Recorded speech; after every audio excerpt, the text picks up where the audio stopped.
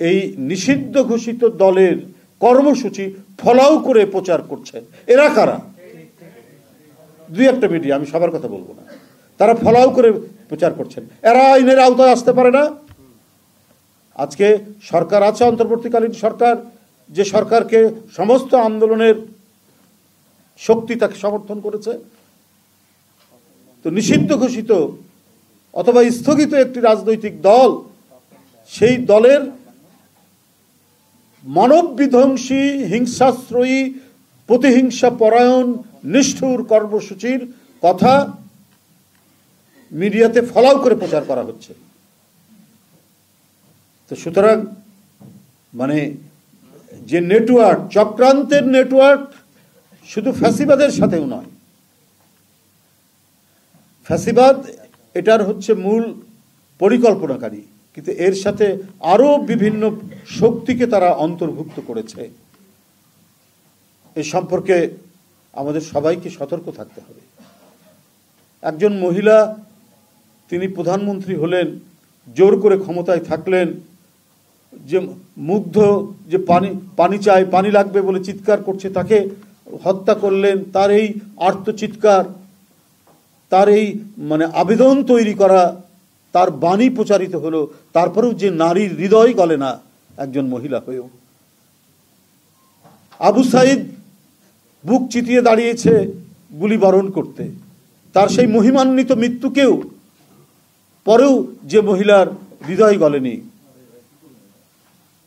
সেই মহিলা জন্য এবং তাদেরকে পুনর্বাসনের জন্য, তাদেরকে ফিরিয়ে আনার জন্য ভেতর থেকে কারা কারা কাজ করছেন, কারা কারা চেষ্টা চালাচ্ছেন। আর সরকারই এতদিন নীরব নিশ্চুপ বসে থাকলেন কেন? সরকারের ভিতরেই ভূত আছে, আমি এটা নিশ্চিত।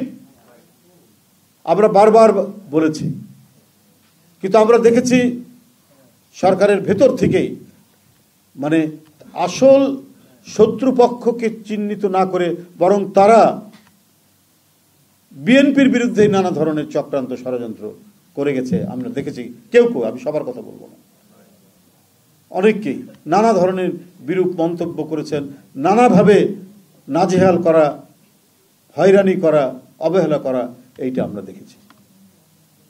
এইটা না করে সমস্ত গণতান্ত্রিক শক্তি কমপক্ষে ন্যূনতম কয়েকটি পয়েন্টে একত্রিত হয়ে আমরা যদি অগণতান্ত্রিক শক্তি, স্বাধীনতা বিরোধী শক্তি সবাইকে আমরা প্রতিরোধ করতে পারতাম, তাহলে আমরা এই দেশটিকে একটি সুন্দর জায়গায় উপস্থাপিত করতে পারতাম।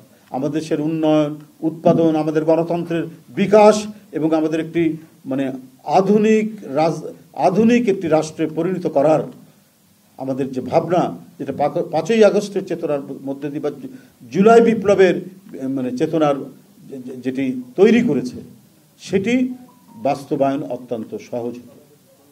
সেটি না করে যার যার ইন্টারেস্ট নিয়ে বিভিন্ন রাজনৈতিক দল তাদের ইন্টারেস্ট নিয়ে কাজ করতে শুরু করে দিলেন। 5ই আগস্টের পরপরই বলে দিলেন যে আমরা আওয়ামী লীগকে ক্ষমা করে দেব। ভাই, এত রক্তপাত, এত কিছু করার পরে আপনারা ক্ষমা করে দেবেন? এই তখন থেকেই বোঝা গেল যে একটা কোথাও গভীর একটা বোঝাপড়া আছে। পার্শ্ববর্তী মানে তাদের সাথে সম্পর্ক উন্নয়ন করবেন, আচ্ছা করতে চান করবেন, কিন্তু তাদেরকে ক্ষমা করে দিবেন কেন?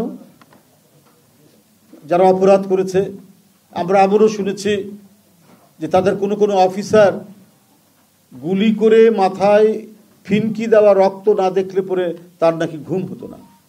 আয়না ঘর থেকে শুরু করে বিভিন্ন যে মানে নির্যাতনের ছবি আমরা প্রতিদিন দেখছি এবং যে কাহিনী, লোমহর্ষক কাহিনীগুলো শুনছি, তাতে অপরাধীদের বিচার হবে না? ক্ষমা করে দিবেন?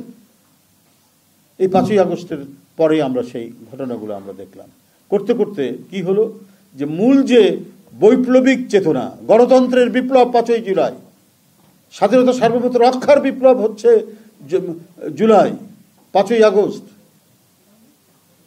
মানুষের মত প্রকাশের স্বাধীনতার দিবস হচ্ছে 5ই আগস্ট।